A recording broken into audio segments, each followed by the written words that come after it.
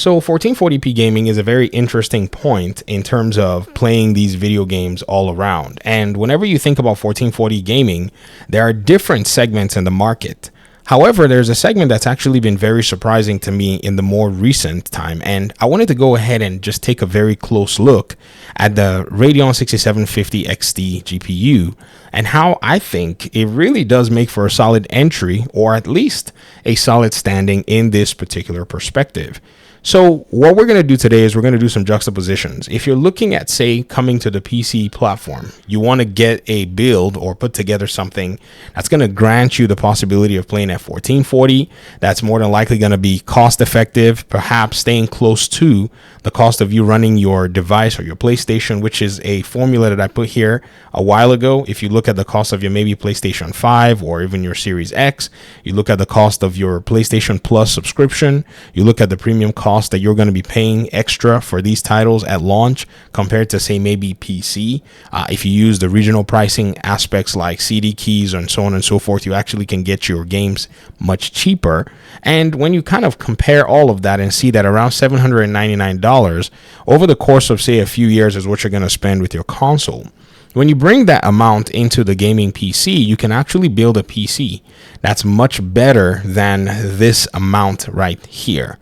Now, we do so, and we basically are able to kind of showcase some of the parts that are out here that can get you or net you a build like this, especially a build in the 1440 category that's going to get the job done. Let's look at some metrics, and then we're going to go back to the pricing because I think that's actually very pertinent for this particular conversation.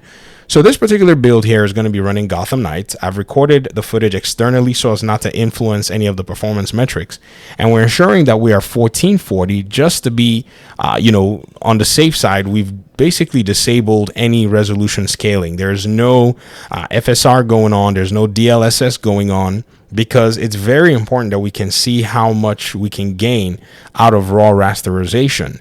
In terms of the settings, we've locked the FPS to 60 FPS because I think that's a sweet spot when you're spending $300, and we've moved basically everything, all the sliders, to the highest settings. No bars, basically we haven't held back anything after this particular parameter.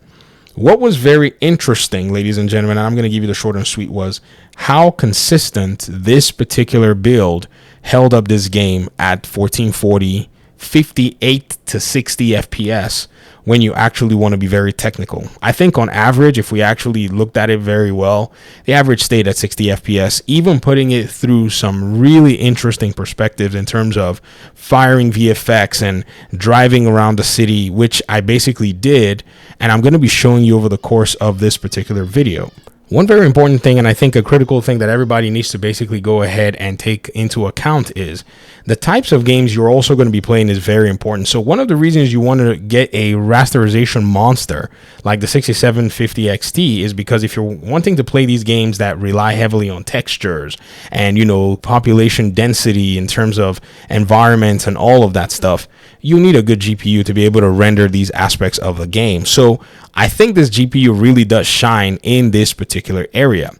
Now, one thing too that you must pay attention to with Gotham Knights is it's a very CPU heavy game. In fact, one of the major reasons this game got locked at 30 FPS was simply because if you look at the PC requirements, it requires a Ryzen 5 3600 as the minimum and recommended CPU, and even its alternatives on the Intel side were also CPUs that were in the same category. These CPUs are strategically placed and by technical comparisons are actually much more powerful than you have in the consoles. So already there was, in my opinion, I would say a handicap with the consoles that you just could not necessarily get out of when it came down to, checking all of these parameters and ensuring that you did have, some kind of a comparative, build in place or whatever it is to be able to run this game on the better settings. And you could only get that on PC. On console, you were locked in. So what we've done for this build is we've basically gone ahead to use the Ryzen 5 5500. The Ryzen 5 5500 is a very interesting, I think it's a very interesting CPU. There are many things about it that I've always kind of liked whenever you kind of, pay attention to it. One of them is simply the price. The price of this CPU is shockingly cheap for what it's able to achieve. I mean, I know it's probably going to bottleneck the GPU at some point, but it is basically a $100 CPU. In fact, my last purchase of the CPU was when it was $89. I think I've bought 2 units at $89, or three units at about the $89 price point. And I just always wait. Like this $159 price point, it's not going to get there, I don't think, except there's a scarcity. And the reason I simply say that is because the Ryzen 5 5600 is $146 right now. In fact, this CPU has dropped down, from my own knowledge, to about $126. Actually, I have a receipt of having purchased it for $126, but I kind of second guessed myself and I returned it, and I kind of am slapping myself because I'm like, man, it was a steal at that price. I should have gone ahead to keep it. However, even if you're using the 55 or the 5600, you're still bound to enjoying yourself whenever you're playing, your 1440 games. And I'm certain that there are probably some games that will give this particular CPU GPU mix a run for its money. There's no doubt about that. But it's actually very interesting to see that you can actually attain 1440 gaming in titles like this that have basically, at their launch challenged, some of the most, buffed PC builds and whatnot. And you can actually do that with, $600 and something worth of hardware.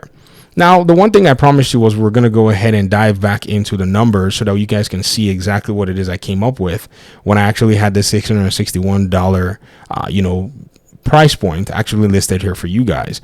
I bought the CPU for $89.99. It is $99.99 at this point. If you want, you could basically say, all right, let's go ahead and put that $100. Keep in mind that B&H does have a program that would give you your taxes back. So if you buy from them, you save on the taxes. So you can pretty much come out 1-to-1 in terms of the pricing if you're able to leverage comparative parts at B&H. But the challenge you face with B&H is stock doesn't really last too much. A lot of people know about this tech, so it is what it is. You can buy yourself a $50 CPU case, computer case. I said CPU case. It doesn't have to be a CPU case. It houses your own device. And you can get yourself a $40 power supply. They actually do have a 500 watt power supply here. For the most part, that was about $40. This was a very, interesting price point. When I saw it, I thought, oh, here we go. Sorry. It's actually $40. It is a 500 watt power supply. So here we go. Give me back my $10. It is 40. Sorry. Okay, I was wrong. Yeah, it is $40. Okay, good.